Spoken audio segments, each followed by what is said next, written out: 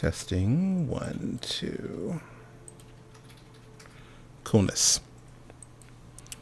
So, this is Tony Ross for TonyTeach.com and letting you sit in on working on a project, showing part of what I normally teach in After Effects 201, but just got a new file from my good friend and biz partner, Mr. Christopher Cartledge, who did this awesome little illustration of the stereo. It's actually did this in Illustrator and broke it down. I told him I'd actually needed that in separate layers because what I want to do here is animate the speakers and pretty much this little view here to music. So that's what I'm going to do. So let's get started. I've already imported these files here. I'm going to bring in my audio file. This is actually a song from one of my favorite trip hop groups called Lamb or Duo, whatever. First thing you need to do, one, make sure you don't use MP3s, use an AIF or a WAV file. So I need to get the information from the music. So I'm going to right click on here and I need to go up to Keyframe Assistant and convert audio to keyframes. And what that does is that's going to give me this top little guy up here, the audio amplitude. And I've seen this tutorial a lot of places. One, I'm going to go ahead and expand this, and under effects, you'll see the left channel, the right channel, and both channels. And what this is it took all of that sound information. If I zoom in here, you can see that it's broken down all of the sound, like for every single frame. It's kind of playing around with what the sound is doing. So a lot of tutorials I've seen, they'll say get rid of the left channel, get rid of the right channel, and just keep both channels. Because I want this to kind of do a little bit of play with left and right, I want to go ahead and get rid of both channels, I think. So you're going to be writing this out with me. So if it works, awesome. If it doesn't, you'll get to witness it live. So this is kind of what I do. It's just kind of playing around with stuff, especially when I'm working on a file that I'm going to be teaching with. I don't want to actually do this in an actual teaching situation. I'll just do it on my channel. So here's what I'll do. So I need to see the left channel. There's a slider information. So what I'm going to do is I have the left cone. And it's that little cone that's there. That's kind of cool. So what I'll do is I'm going to press S for scale to get the left cone. And I want to hold down my Option key, Alt on PC, and then click the stopwatch on scale. And this is going to allow me to do a expression. What I'll do though is I'm going to take the expression pick whip, this little guy here, and point it to the left slider. Once I do this, what should happen, once I commit to this, once I click somewhere else, if you notice that slider, you can barely see it, or excuse me, the cone disappeared. So what I need to do is add in one extra thing. I'm going to do, I believe it's going to be a plus sign. We'll see. Brackets. And we'll do 100 for sale, comma 100. So in theory, cool. That popped back up. So what I was basically doing is changing the sizing there, because the slider right here says 1. So we just pointed the scale to that. So as we're coming up here, it was only at 1 and then 0.13.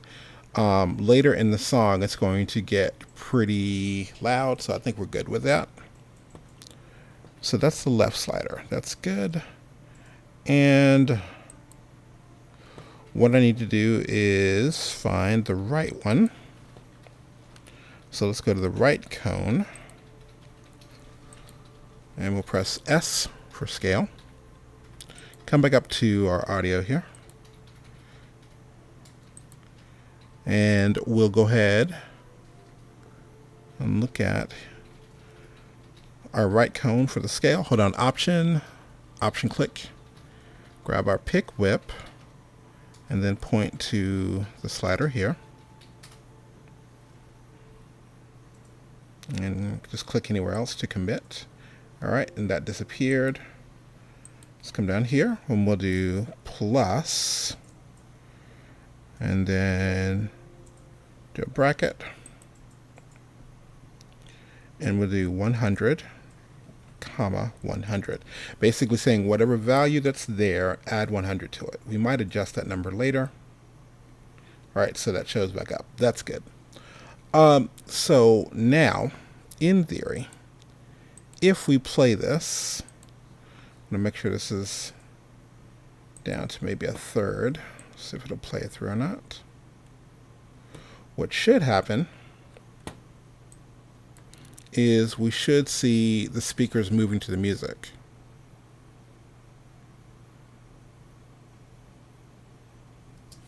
Okay. Now where's my sound? Cam live. Make sure I can still hear this.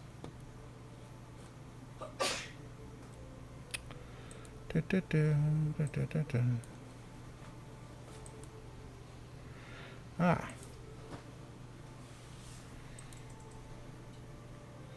Let's go back here.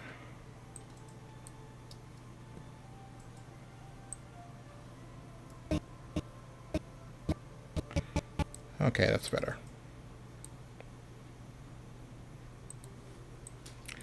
So, in theory, hopefully you'll all be able to hear what I'm doing, but if not, it's just going to be me hearing it. So, we have right now the speakers working. That's kind of cool. Let's see if I can do this another way.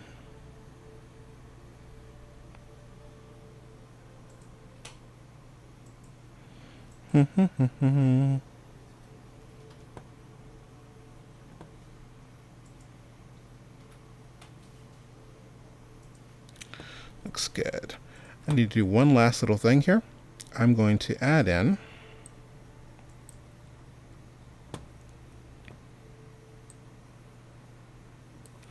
I'm going to add in a little screen or a little digital readout here.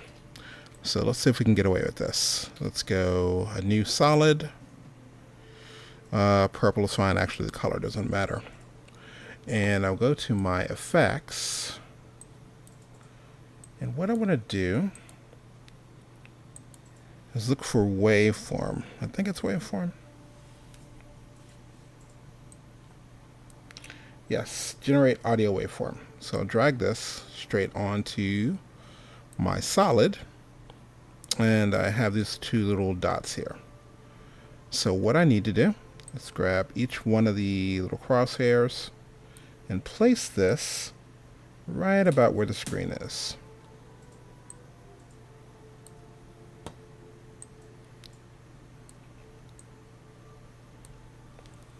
All right. So what I need to do now is go over here to effects. Let's see, audio layer. And instead of it being attached to the purple solid, come all the way down and attach it to the AIF. And if you note, all of a sudden, colors are really, or there's an actual waveform there. So there's two different colors. Let's give it a different one. Let's do blue and maybe a lighter blue or something.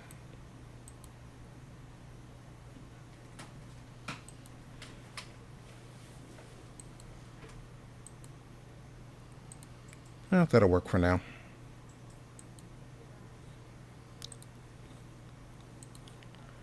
I think I want to get away with something that shows up a little more. Okay, that'll work. Okay, so now if you look, this is kind of it's where the music's pretty loud. All right, So what I want to do is come over here and look at the maximum height and bring this down a bit.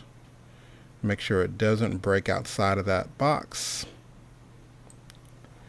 Also adjust this a little.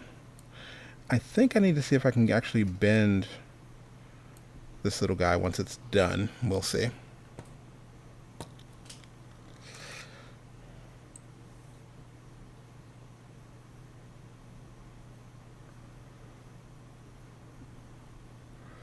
Not terrible. But part of my experiment today is got to see, and the reason I wanted to do this is to see if I can actually bend this the way Chris did the design. So I'm curious if that's going to work. All right, let's go backwards.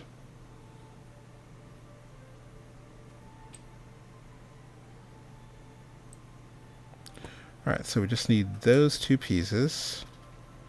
So in theory, I can grab the solid that has that and the AIF, and I'm going to try to pre-compose this. And we'll call this the waveform. Let's see if we can get away with it. All right, we're good so far. But what I want to do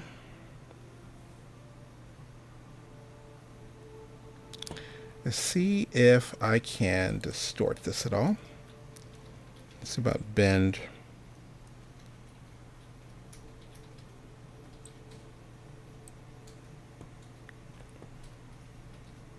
All right, that's already giving me a problem. Let's already cut part of that off. So let's try a different one.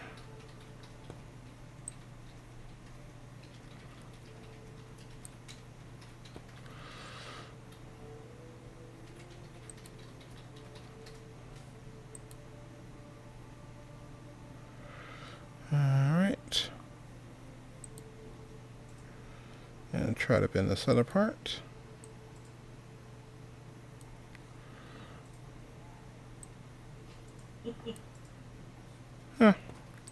Yeah, maybe we'll just do that later. That's not working, but anyway. So there is our final piece. We've got our speakers as well as a waveform actually interacting. All right.